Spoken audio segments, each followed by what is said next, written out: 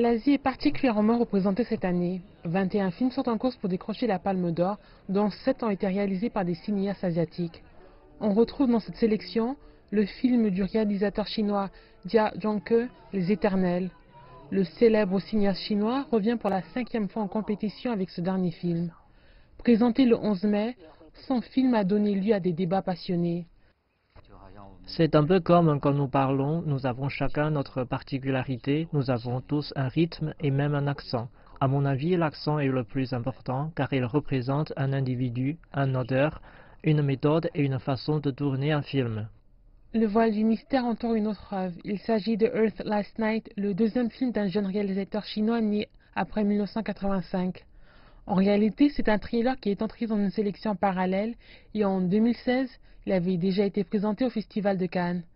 Mais à cette époque, il faisait partie d'une liste de 5 projets sélectionnés par la Fondation chinoise du film pour être présentés au festival.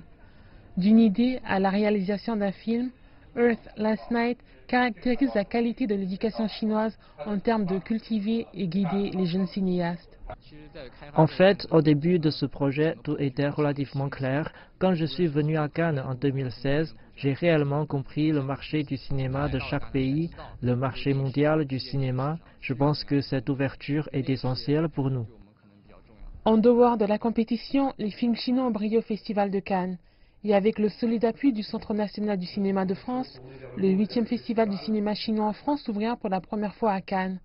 9 films exceptionnels produits en Chine et sur les écrans d'avril 2017 à janvier de cette année en Chine seront présentés dans cette ville française. Les Français pourront en profiter pendant ce mois. En tant que mécanisme de haut niveau d'échange entre la Chine et la France, le Festival du cinéma chinois en France a obtenu une plus grande visibilité. Cette heure appartient à tout le monde. Les médias du monde du cinéma sont tous réunis à Cannes.